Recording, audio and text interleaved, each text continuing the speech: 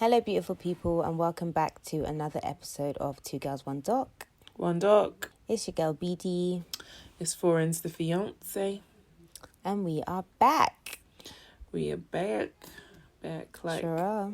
a crackhead at rehab. I can't remember the lyrics, but yeah, you get the point. Like that, just like that, yeah. Yeah. So what are we doing today? We are doing a documentary called I Want My Sex Back. And it is about... It's about people who have transitioned and regret it, essentially. And some of them have detransitioned. Yeah. Back to what their born sexual identity, I guess. But yeah, I found this documentary is kind of I find it hard to narrate. So I'm literally going to have to talk a lot about the content. I can't give you guys much. It was weird. Like it bounced from person to person. And then, I mean, I get what they were trying to do. And again, this is one of those documentaries that I think it's good to, like, it's okay to, it's a good watch. But it's a difficult, like, watch and then tell people. Yeah, literally. Yeah, that you should actually just watch it. But it's I think it's good in terms of the themes that it covered and, like, insight into, you know, the mind of people making these decisions. And obviously we wouldn't have that had we not bounced back and forth between these different people. But it's just weird to, like, structure in terms of, like, okay, we're about to discuss this certain thing. Yeah, exactly. Literally.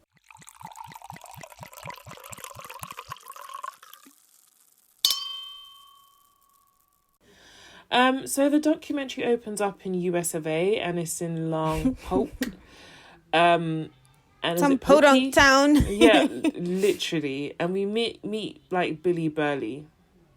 I can't remember how to pronounce this. Burley.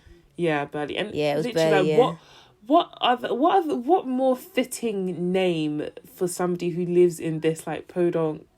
It's a very town. American, we know everyone who lives in this town kind of city / name. Yeah. And he reminds me of Caitlyn Jenner in her early stages of transitioning. So like I thought this. Like she looks like Caitlyn Jenner before she transitioned. Yeah. So like not Caitlyn Jenner not when Caitlyn identified as male, but this is Caitlyn Jenner when like reports were kind of coming out about the transition that she was like but we didn't think it was real. We weren't sure. Yeah, exactly. That's what she reminds me of. So he reminds me of. I'll definitely post a picture of Billy him and compare Billy with a Y. With Caitlyn. And so we see a montage of like Billy's childhood pictures as a little boy, and he says, and he has this accent, my body told me I belonged with the boys, but my mind was saying I belonged with the girls. And that's really how he talks. That's actually how he talks. I don't even need to insert it. Literally, I have done it and I've done it justice. For once, we gave the American accent a good shot. For once. So Billy basically starts telling us about how, like, growing up, he played, like, with his sister's makeup, and he just felt like, you know, he didn't belong. He had a lisp, and people would make fun of him. And so, like, he was going through a lot of, like, turmoil in his head.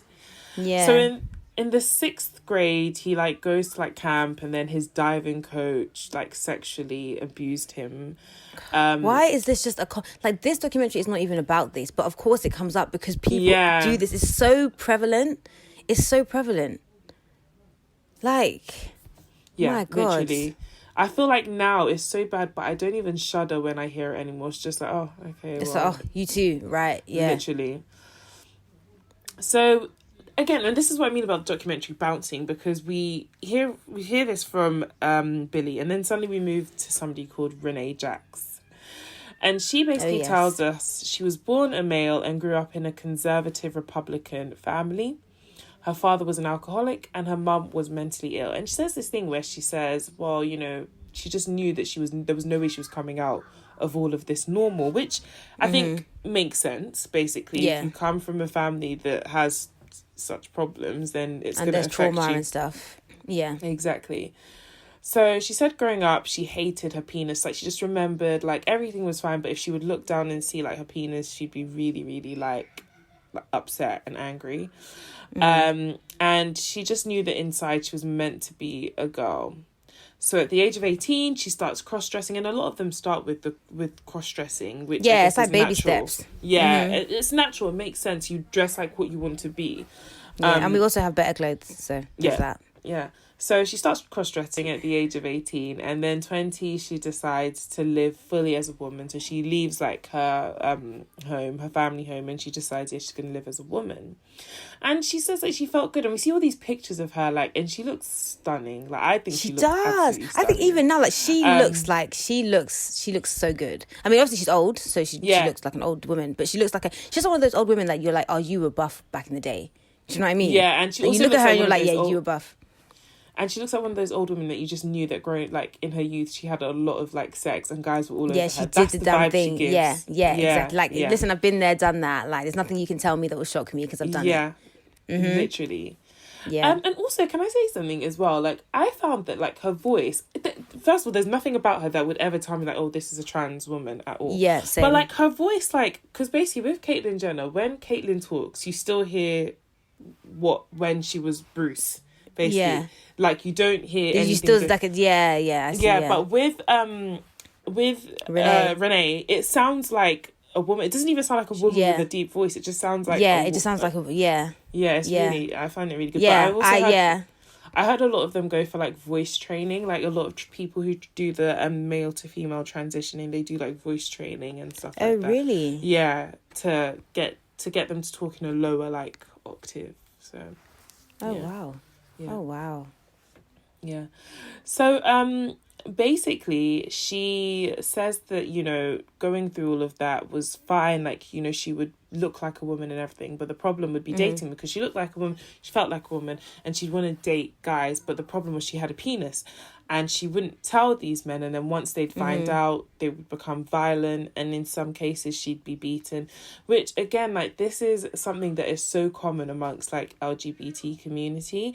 Like, there was even this case of this girl who was dating a guy, he knew she was trans, but when other people found out the girl was trans, like, basically, like, the way it looks like he killed her, but there's no evidence, they've never found a body or anything. Yeah, I think with that, like, it's just so... I just don't understand the violence. Like, I can understand that you are dating, you know, a woman, and then you're shocked to find out that, like, she still has a penis, right? I understand the shock. I understand feeling deceived. I understand whatever. But to be violent about it, like, you could just be like, well, okay, do you know what? This isn't for me. This is not for me. I don't appreciate being lied to or deceived or whatever it is you want to say. But to then be violent, like, I feel like the violence is what then screams homophobia. Because like, I know it doesn't sound like the two are interlinked, but it's like you could just be like, you know what?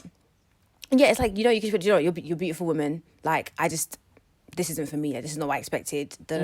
And walk away, or, you know, whatever, or go whatever. But to be violent, it's like, why are you angry? What are you like? I can understand why someone would be angry. Do you know what I mean? Like, oh, you lied to me. I was really getting on with you, and now whatever. But then it's like, I don't know, man, because you liked her. Do you know what I mean? I mean, I don't know. I just think to be violent and be angry, and to the point where Renee is literally like, I've been beaten like to within an inch of my life. Yeah, that's like, crazy. That's not like, it's not an accurate response, or it's not a proportional response to that. Literally. And do you get what I mean? Like, it's... Yeah, I pretty much, I feel the same. Like, I agree. Like, at the end of the day, like, fair enough, you're not attracted to...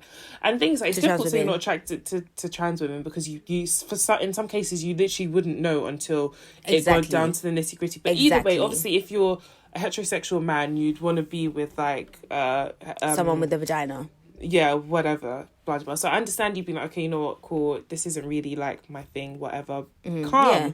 But and of course, that's your prerogative. You can then say, no, the that violence does come from a place from homophobia, because most of the time, like, the thing will be like, oh, so I fucked a man, or I did, but you didn't. It's like, so you're gay. Oh, so you're gay. Yeah. It's like, well, no, you're not gay, because you were attracted to her as a woman. Yeah. You were attracted to a woman, like... Yeah, literally. It's crazy. So this is crazy. Now we suddenly bounce to a surgeon, and this guy's basically just telling us from nowhere.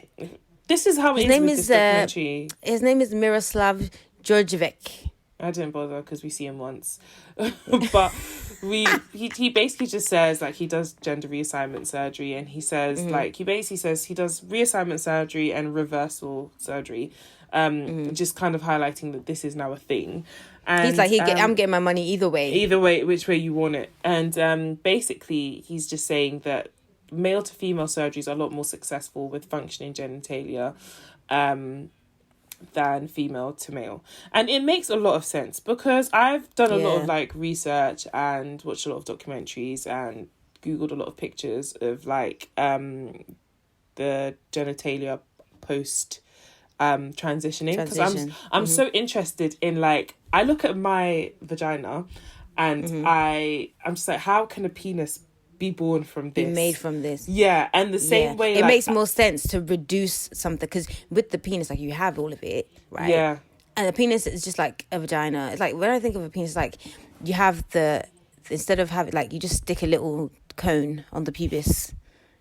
So it's easier to remove that cone and then reconstruct the remainder than have to now find a cone to attach to the pubis. Even when I look at the penis, I'm like, how does that then become like what I have? Do you know what I'm more interested in? It's like the functionality of things. So I know about this. So with the vagina, to make it a penis, what they do is they cut back all the flaps. Lips. I'm sorry, I don't know the technical names of all my the pieces. labia.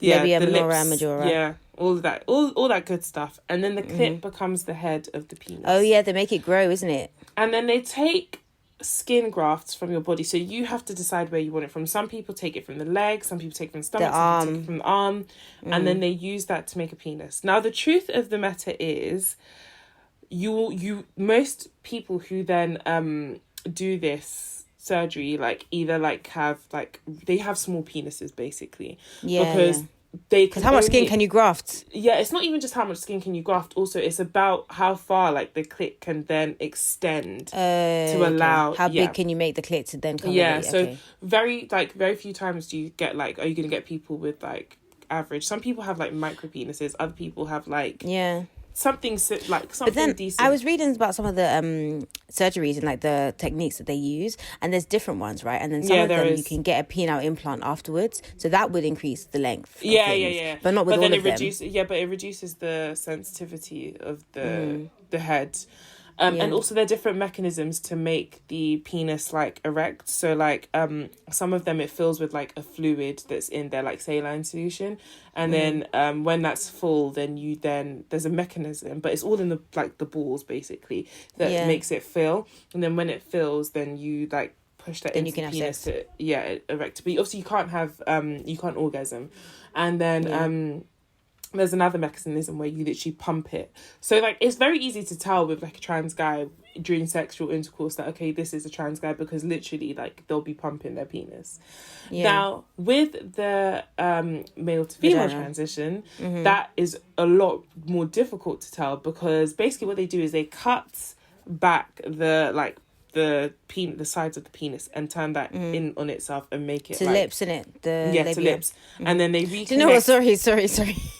Every time I think about the vagina, I think about how Rocky called them lids. He called the labia lids. It's like her full, thick lids. And it's like, are you talking about the labia minora? Am I talking about Pringles or what? Like, and, like, they're not covering anything. They're not covering. They're not covering. There's nothing hidden. But like, he's never seen a vagina in his life. But they then take the head and then attach that, and that becomes the clitoris. Now, I was reading, like, tons of articles about this, and basically, like, and also to keep the opening open, they have to like put use something dilators.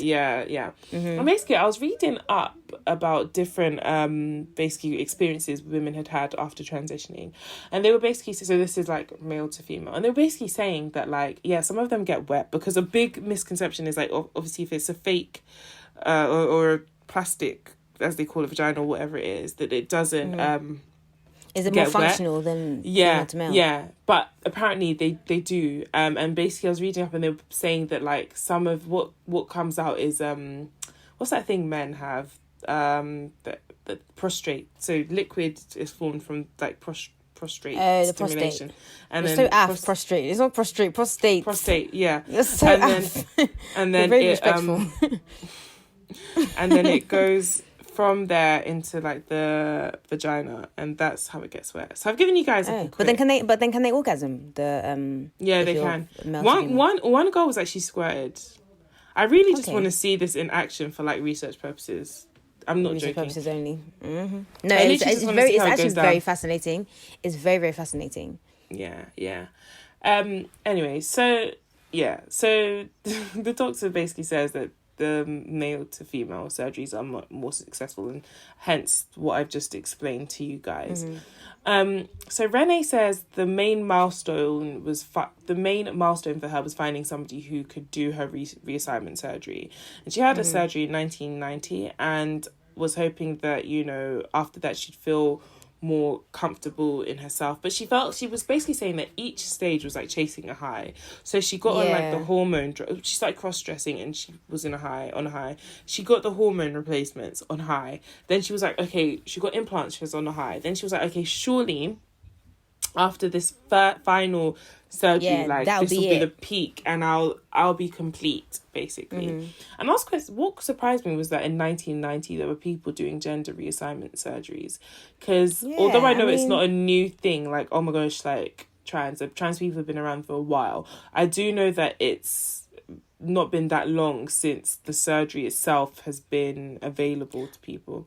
I don't know that, like, it didn't really surprise me that it was available then. I think maybe just the quality of the surgery maybe has improved over time, or the popularity of the surgery has been, or like now social media is such a thing that like I know about trans people, or like it's not weird, it's not taboo, do you know what I mean? It's kind of a thing where you know, it's commonplace, like people know. It's not one of those kind of things anymore that you kind of hear talking about. Like, you can see it very plain and clearly, like on social media, on the news and things like that. So it's less hidden away. And so maybe now there's one, and you know, doctors will chase money. So like, if there's money in it, I'm sure doctors are going to be like, right, cool, let me try my hand in this thing. It's true. So now we meet Walt Heyer, and his lower third is activist.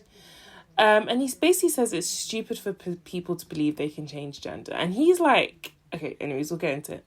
So basically he starts cross-dressing. Yeah, because when he first talking, I was like, this guy is fucking rude. Like, how? They basically brought someone to come and debunk this whole thing and make it seem like everyone's stupid. Yeah. But I didn't realise that he was talking about himself. So he started cross-dressing at a young age, and then at 13 years old, he secretly changes his name to Crystal. And I was like, how secret can it be? Because it's either people in your life are calling you Crystal, or you are just calling yourself Crystal, because you live at home with your family. So what is the truth? Do you know what? That's a very good point. But speaking of his family, like, he was saying when he was cross-dressing, he would do it at his grandma's house. So his grandma would like just give him dresses if he wanted. Like, God bless grandmas.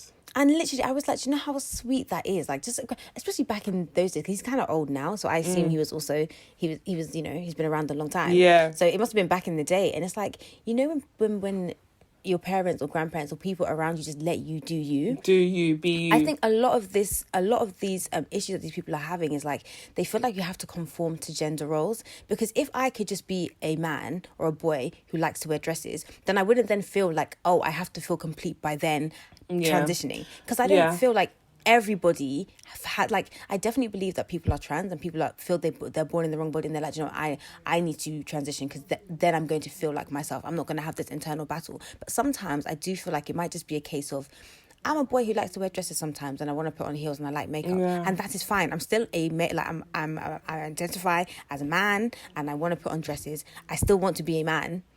I just want to put on dresses. And this is why people are like non-binary as well, because they just feel like society's too restrictive in what it expects from one gender and the other. So how can I subscribe to just the one if this is not how I feel? Yeah, literally, it's true. The other day I was in Brent Cossack and I saw this guy like in Kurt Geiger, and he was like buying heels.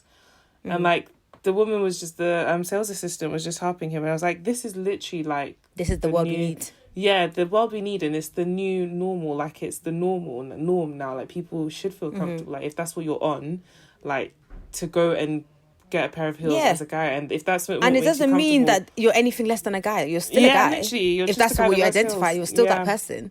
So then just buy the heels and wear the heels. Like, what's the problem? And be free. It's like that guy, you know that guy, I don't know, I've seen him on Twitter. I haven't seen him on Dutch one that wears heels. He's like an old white guy, and he wears heels and dresses. Yeah, just on a cas. Yeah, just casual. That's what I mean. Just like, do your thing. And he literally wears them, boy. He wears them. And he has a wife. And he serves every time. If that was my husband, I'd just be like, bro, I am wearing your shoes all the time, but it probably wouldn't be the same shoe size. They wouldn't fit. Yeah, that's the only thing. But he probably has a better shoe collection than she does. Yeah, I just feel it in my bones. I feel like she's the kind of woman that just doesn't even care about heels like that. Literally, I can imagine she just wears trainers all the time. Yeah. So Crystal... So he changed his name to Crystal, and then at 20 years old, he's started he started hormone therapy. So in April of 1983, he underwent gender reassignment surgery and was happily living as Laura Jensen. And again, this was another stunner. Like, as Laura Jensen, you know, he was serving the he's a buff ting. Yeah, definitely. So we're back to Billy again, and this is just how it jumps. Billy says he was apprehensive Billy becomes Billy. Yeah, Billy becomes Billy, was apprehensive about going into surgery. And when he came out, you know, he was really relieved to not have a penis. And he started his new life as Billy with an IE. Mm-hmm. So now Renee, again, this is how it jumps. We're back to Renee. And she's saying that she never had the ability to have intercourse because the vagina was way too small, which is something like you can get fixed, but obviously it's not easy money and all of that, but you can get it fixed. And she could have had an additional surgery. Yeah, and I'm just sitting here wondering, so her whole life, post reassignment, she never, because that is sad. Yeah, well, I mean, there's other things you can do besides penetrative sex, and maybe she just didn't have penetrative sex. Yeah, but, like, you'd want to have penetrative sex. You want to have penetrative sex. Maybe Renee's like, oh, I'm resigned to the fact that it's just a clit thing for me. Maybe that's her vibe now. She no pun intended. She seems like she wants to have penetrative sex. Yeah, she does seem sad about it, yeah. She seems kind of resigned to the fact that this is it now. Yeah, basically. She's just, So basically, she says... The sex change didn't solve my discomfort. The doctors who are honest will say that the gender dysphoria is always there. And it's because the confusion it's not so much... It starts out being about your anatomy, but really you don't like yourself. Which... Right. I hear that for you, but I don't know that that's the case for everyone. And there's I think it's quite simplistic.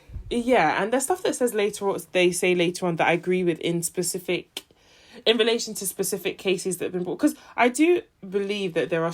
Well, I do agree because they've come forward and said it themselves, so I can only go by what people have said. But there are people who regret the change and think that they would have been better off with, like, being in therapy, which is fine. But that's not the case for everyone. For everyone. Yeah. Mm-hmm. So Renee says that, like, she would never have chosen this life for herself, like, being a freak in society, quote unquote, which were her words, is, you know, difficult, and that, like, she has very, very, very common for her to have suicidal thoughts. And basically the guy behind the producer asked her, like, so when was your last one? And she was like, yeah, this morning. And she's like, the only reason, like, she hasn't ever done it is because she's a coward at heart, which is so sad to think that, like, people are just living because I'm scared not to be. Yeah, and people just living their lives in a constant state of, like, being suicidal. Like, it's not like a period or what, it's like just their lives, basically. It's like the norm. So Walt says because he doesn't want people around him to know what he's done, he moves around a lot. And he's, you know, been detransitioned for 20 years now. And from, you know, this, he began to help people who wanted to detransition. Which Did you do the bit where he talks about the fact that he attempted suicide using cocaine? No, I didn't. But you can talk about but who used what? Cocaine? Do you use cocaine to try and die? Or people do. They OD. And if you have it readily available, and obviously, like, it's a drug, so you might not know. I suppose, I guess I don't think about cocaine as, like, fentanyl or, like, crack in the same way. Oh, no. Was it not Narcos? What's the other drug show? Power. Yeah, they, there was a time when one of the, like, you know, the top drug lords give it to people to sell, and then they give it to, Lobos. So there was a time when the Lobos kind of guy didn't sell it, and then the main ogre on top came and, like, made them do, like, this, the two of them, him and his wife, do, like, this massive, like, I think it was, like, 20 lines of coke, and they died immediately. Like, I guess because it's marketed as, like, a party drug, so you just say, woo! And then you can it's only I guess you can actually die from... Yeah. And also another fun... I don't know if this is fun, actually. It's not fun. It's quite morbid. But another fun fact about drug taking. Basically, your body reacts to drugs based on, like... I don't know how to explain this because I saw it on Twitter. I've seen this. Reacts. I didn't know this. So, like, if every day I do a line of coke in my bedroom, my body will regulate itself at that time to prepare for the drug intake. And I don't know what enzymes, whatever is released to regulate itself. But say tomorrow I decide, oh, I'm going to go to a party at like, I don't know, Sushi Samba, for example. And I'm going to do a line of coke in the toilet at night. My body isn't prepared for that. So it wouldn't regulate whoa, itself. what are you doing? And that's why when you overdose. And she was basically saying that's why you find that a lot of like people who OD like in hotel rooms, like, because people think they OD there because they go there to kill themselves, but it's because it's out of the routine. So like somebody like Whitney, for example, she used the example, like she did it outside of her normal routine, so her body didn't regulate itself. So it's quite likely that she took the same amount that she would ordinarily take and been fine, but because she stepped out, which I thought was really interesting. And again, it just shows that the human body is such a wonderful like design, like it does like it wants you to live, like it literally everything it's doing is for you to be comfortable and alive, like even when it hurts, like it's trying to just keep you alive and keep you okay. It's true. Even when you're like super tired, it's because your body is telling you need to rest. And I need to start listening to her because I'm not doing that. So Billy and Walt connected via this site that Walt created for people who want to detransition. Did you go on the website? No, I didn't. Did you? I went on the website. Yeah, it's a pretty good website. You know, it's called sexchangeregret.com. Like, normally these websites that they feature on these documentaries are just some higgy-hagger, like, websites. But this is really well put together. It's actually, I was really proud. I was like, wow, okay, Walt. I'll go on it after. Yeah. Sexchangeregret.com. It's a really good website. So obviously, as you know, Billy detransitioned also. So Billy and Walt connect via this site, and then we learned that they both have sexual abuse in common, which they both kind of credit as a catalyst for like the events that follow. I mean, I guess that makes sense. Yeah, but then that kind of ties into Renee's point of like hating yourself or not liking yourself, even though there's no reason to. It's not your fault in that situation. Yeah. But it's like it happens to you, and this is the body it happened in. So perhaps if I change, I don't know. I don't know the psychology behind it, but I think it's interesting that they both experienced that. Yeah. So now we learn a bit more about Billy's detransitioning. So basically, he says that 7 years after transitioning, he didn't feel right, and he just couldn't assimilate into being a woman, and he wanted to retransition or detransition back to being a guy. And I mean, I thought he was serving looks as a woman, but he didn't feel that way. And again, I mean, it's not about how you think you look or whatever. If you don't feel like you're in the right body, then nobody can tell. It doesn't matter how much I tell you you're serving looks. Nobody can tell you. So basically, he said that he did it with God's help. Like, Billy is strong in his faith. Like, even in the beginning of the documentary, he's, like, reading his Bible and all of that. Oh, literally. In the trailer, you heard it. I'm like, all right, Billy. Yeah. So, Renee basically says, we're drawing to an end now. We're back to Renee. And basically, she says that after 60 years of, you know, being 60 years old and being transitioned for a lifetime, it makes no sense, nor does it benefit her to go back to being a man. However, what she does think is important is to share her regrets with young people. And you know what? I actually agree, because like recently I saw this like news clip or article of this kid that was like 4 years old that wanted to like transition, and then like the parents were like supporting the kid on the like transitioning journey.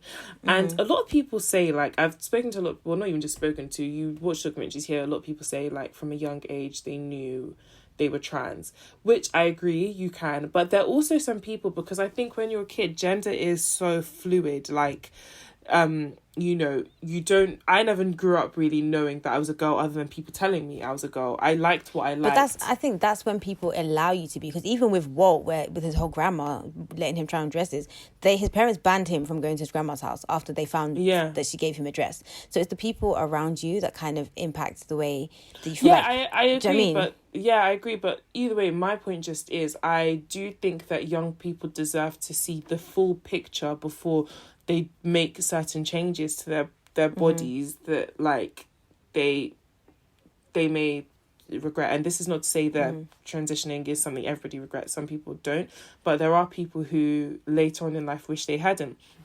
especially because, like, for some people it might affect, like, fertility or this or that, I don't know. But either way, I think what her point standing that she should be somebody that speaks to young people, I agree with. Like, if somebody's in the process of transitioning, they go through all the, like, mental health kind of conversations, making sure that they're able to start that journey. I do think speaking to somebody who's been through it and regrets it is also, like, important. It gives you another point of view. Yeah, another point of view. I think sometimes, you know what it is? I think people are very afraid to be painted with your transphobic brush. And so if you're a parent that says, no, I don't think you should transition right now, it could very much be interpreted as, oh, I don't want you to be trans, oh, you shouldn't be trans. And that, I don't think that, well, that probably is the case most times, but I don't think it should be the case. I think it's a case of, look, if you're trans, I understand that. You know, you are trans, I understand that you feel you're in the wrong body, but give it some time. Do you know what I mean? Yeah. Like, what is it? Is it that you feel like you want to wear dresses and you attribute that to what girls do, and so you want to be a girl? Because if that's the case, you can just wear the dresses and not be a girl. Like, that's absolutely fine as well. Do you know what I mean? It's such a tough one as well because, again, I was watching this documentary about kids transitioning. And so, like, some of the kids were, like, 10, 11. And obviously these kids were clued the fuck up because this is what they wanted to do. And, like, one of them was, like, 10 and was transitioning to it was female to male transition. And basically he was saying that, like, he wants to do this stuff now because he doesn't want puberty to hit. And, like, obviously the mum was crying, just saying, like, just wait, I know that, you know, and then basically, like, he was saying, like, you don't even have a clue, like, how devastating, like, puberty is going to be for me, because, and a lot of trans people actually, like, struggle, like, the most with puberty, because obviously that's when your body goes through all the changes, so you get, like, your breasts, your period. Your body's telling you are more of this gender that you don't want to be. Literally. So, basically, like, he was just saying that, like, already looking at my vagina is so much stress for me on a daily basis. I do not want to grow breasts. Like, imagine having to bleed and now you've got every month. And this is the thing, like, I understand the whole weight process, but then it's easy to say that from, like, again, it's a place of privilege because you've not experienced that.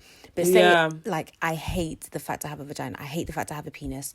And every single day, is that what Renee or whoever at the beginning of the episode was saying, like, every time I get in the shower, I'm reminded of this thing that I absolutely hate. And it's like, you're telling me that I should wait so that this thing can become bigger or more prominent, or I'm reminded of it every single month. Like, when really and truly we could just curb this now. I know what I'm on. Why go through all of that and then have to transition later on if that's still what they want? So it's difficult. I think it's difficult, and it's hard to tell somebody who is trans or who believes they are trans to, like, what to do. And sometimes in life, like, you're going to have regrets. Like, you're going to have to make decisions, and you may or may not regret them. You just have to make the choices. And to be fair, like, the amount of checks people have to go through before they can transition is a very small, like, minority of people, which is why I thought this documentary was interesting. It's a very small group of people who regret that transition, because you go through so much and you face so much adversity just to get to the... It's a lot. It's not an easy ride. Yeah, so it's very few people, but I don't know. I agree with her, though, that she should share her story. So Walt said... I think it's safe to say that when somebody has been cross-dressed and affirmed physically abused and sexually abused, that psychotherapy is the most needed therapy, not hormones and surgery. I think it's safe to say that when somebody has been cross-dressed, affirmed physically abused, I didn't know what he meant by affirmed, but affirmed physically abused, sexually abused, that psychotherapy is the most needed therapy, not hormones and surgery.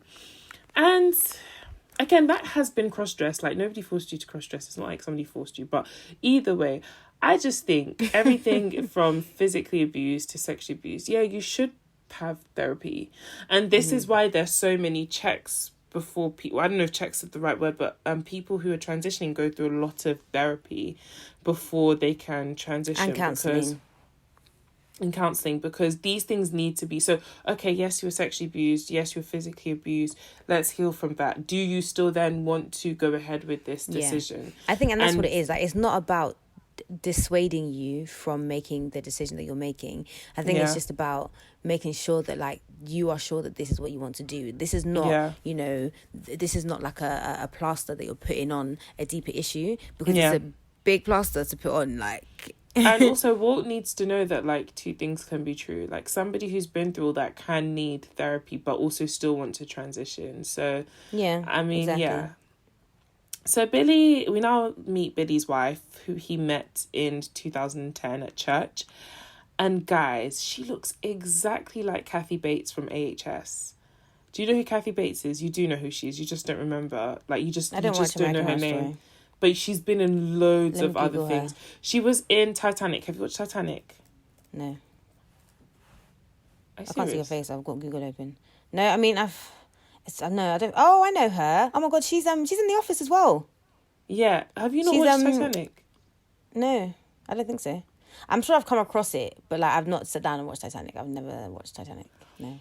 I know about the wood. Then they're floating, and then they're like, there's enough space. But can I just ask why? I mean, I just never felt the need. I know what happens. It's not a thing about feeling the need. Like, it's like, but why? So so like it never was showing on TV, like it was. Yeah, maybe that's what I'm saying. I'm sure I've come across it, but like I've never sat down and been like, yeah, let me just watch Titanic. I don't think I've watched Titanic from beginning to end. You look very confused. I'm not sure why. This is why you're so cold.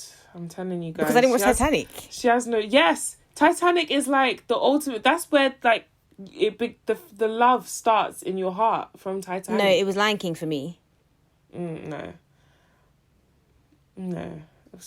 Anyway, cartoon. She was also in The Office. She was the Florida woman. Yeah, she was. But basically, this woman looks exactly like her, especially now because Kathy Bates has lost a lot of weight. And by the way, can I just say, like, Kathy Bates is exactly like the one who always knows the assignment and does it right. Like, who was she in Titanic? So she was just one of the rich folk that. I was gonna say, because she wasn't any of the main two. No, she wasn't meant. No, because it was Kate Winslet. Titanic, is it a real story? The story of the ship I know Leo is in it. The story of the ship is, but like the love story is fabricated. I mean, there could have been two lovers on there, but yeah. Well, who will ever know? Yeah, I don't know. I'm really taken aback by today's. That I haven't watched Titanic. Yeah. Okay, well, you'll get. Have you watched Grease? Yeah, I've seen Grease. Have you seen Sound of Music? Of course, I've seen Sound of Music. I'm not. No, don't say of course. Don't say of course. Sound of Music is. Sound of Music is a staple. Have you watched Dreamgirls? Can you get off right now off my screen? You know I've seen Dreamgirls. I had the fucking DVD. I even saw it in the cinema. There are a lot of classics that you haven't watched. So I just need to do my checks. I'm doing my CRB right now. Well, it's too late now. You're in love already. I did it way too late. I should ask this at the beginning. You know that I've seen Dreamgirls. I haven't seen Harry Potter. You know I haven't seen Harry Potter. Yeah, I know that. Have you seen The Hobbit? No. Lion, that one was my own being. That wasn't because my mum was doing up Christianity. Huh? Lion, the Witch and the Wardrobe? Yeah, I've seen that one. That's the C.S. Lewis guy. Yeah. My dad made me read, my dad used to make me read all these books. Yeah, they loved him because he's a Christian. So they were probably like, oh, he's a Christian. You should read this book. You should watch this movie. I didn't know he was a Christian. But my dad just used to make me read all these classics. Like, he made me read The Odyssey at, 7. You didn't do classics, but it's this, massive book. And this is, okay, for reference, this is a book I later went on to do for GCSE classics. You were like, he made me read at 7. Old friend. And he was literally, I was like, oh, God. And he would always make us write these essays. And then my mum used to make me read, Enid Blyton. The famous five. Is that what her books are called? I hope their plan worked because I don't see none of that influence today. No, I'm still a raggedy bitch. But will I do this to my children? Yes. You will read books and write essays. Wow. So I hope you don't complain. I hope that was a happy thoughts, happy memories. No, but you know, it's good. It's good for kids, and especially in this day and age because there's just way too much technology. I think children need to flip and read once in a while. Pick up a book and educate yourself. But Enid Blyton. Not even Mallory Blackman. Enid Blyton. They will read appropriate books for their time, but they will read. Okay. And they'll also read classics. There's some books I think... They're books and movies I think people should just watch. Oh, do you know what book I really love? What? What is it called? I don't remember what it's called. Is it The Alchemist? No, that's what the front cover looks like. Isn't it like a restaurant? And oh my God, it was a book first, sis. Yeah, that is a book, but that's not the book I'm talking about. Oh, what book am I talking about? It's such a good book. And it's about nothing. It's about a boy in boarding school. But it's so good. I can see it's like a white cover and it's got like red on the bottom. Oh, okay. Well, when I remember, I'll tell no one because I know you won't care. So let's continue. So Walt also credits God for his detransition and basically says he has this like encounter with God where God picks him up. Catcher in the Rye. Oh, I've heard of that. I haven't read it. It's a good book. I really like it. So basically he has this encounter with God. God supports him through his detransitioning, and he says, like he knows that, God was real because people in his position have died, which is true. And he said he's still alive and he's been married and he's happy. He's happy, yeah. So we just see Billy and his wife walk in, and he talks a lot, and she just... He does. Yeah. So basically he says he's so happy with who he is now and how he's living his life. And, he tells us that... he actually does tell us previously that they are sexually intimate, but he can't reach orgasm. I just... Yeah, but that's because... Yeah, I just basically took it as he gives a lot of good head. I hope it's good, but... Yeah, it has to be. And yeah, that's basically the documentary, guys. I would say watch it. It's a good watch. It's quick, and...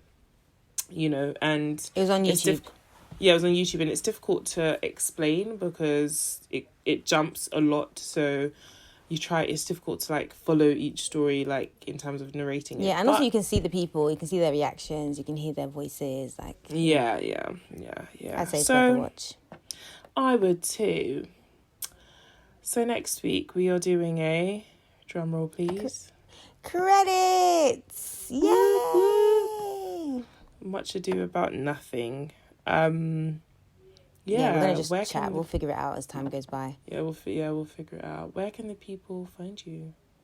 So they can find us on Instagram and Twitter and Facebook and YouTube and TikTok at 2girls1doc, but there is an underscore for TikTok. They can find me on Instagram at Beedie on Eyewear and also beedieoneyewear.com. And they can find you on Instagram and Twitter, on Twitter at 4ends with 2 underscores, and also at her other podcast, Character Replay. Yes, guys. And can we all sign a petition to make Beedie watch Titanic? No. I feel like if a lot of listeners requested that you do it, because you don't listen to me. But why would it? Titanic is not a documentary. What's my own? No, but come on. It's a long. It's come like long. The hell on. But as in, I've made it this far. I don't really ask you for much. I don't. You ask me for the world. But this, I will really request of you.